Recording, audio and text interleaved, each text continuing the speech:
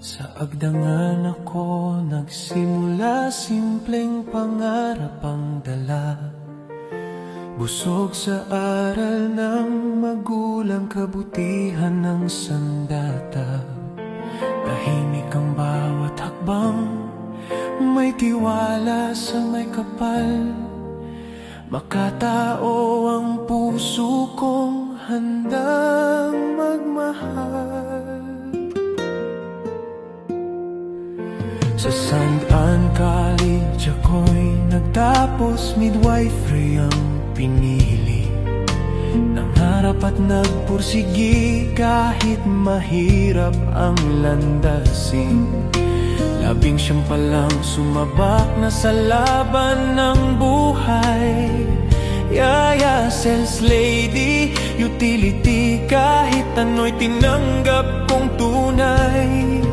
May mga pusong tumulong, nakakita ng pagsisikap ko. Ngunit biglang nagbago ang takbo ng mundo. Pinili kong maging ina, alam kong iyon ang tama. Kahit doon nagsimula ang sugat at pangamba. 9 na taon ng dilim na tila walang hanggan. Ngunit di ko binitawan ang pag-asang tangan.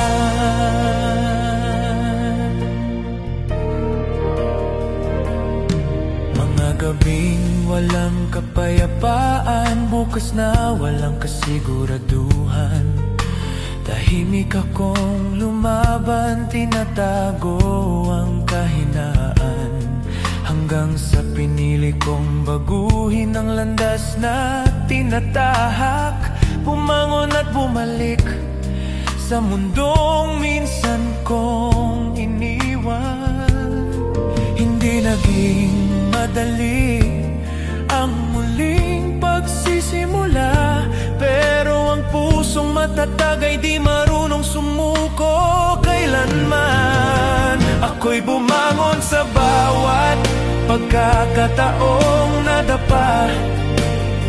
Ginawang lakas ang luha at bawat alaala. Sa gitna ng dilim may liwanag ding dumarating, na unti-unting naghilom sa sugatang damdamin.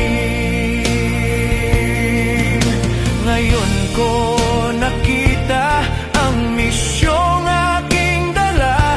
Tinanggap ko ng buong tapang, walang pagdududa. Lahat kinaya, kahit may takot sa puso, na baka sa laban ay di ko kayanin ang mundo. Ako'y buhay na patunay ng lakas ng loob, na ang sugat ay kayang maging bagong pagtubo. Sa bawat hakbang dala ang panalangin, na ang bukas ko'y patuloy pang sisikat at aangkinin. Ngunit ngayon ang misyon ko ay tumulong at tumakay sa mga pusong nawawalan ng pag-asa sa buhay. Hindi man edukasyon ang pundasyon ng tagumpay, kundi ang hamong hinaharap at kababaang loob na gabay. Ako ang kwento ng tapang, ng pusong di sumusuko. Inababae man dirigma, patuloy na bumabangon. Sa bawat hakbang may bagong simula, dahil ang buhay ko'y awit ng pag-asa. Sa bawat sugat may aral na dala. Sa bawat luha may pangarap na buhay pa. Ito ang awit ng pusong lumalaban, awit ng misyong patuloy na maglilingkod kailanman.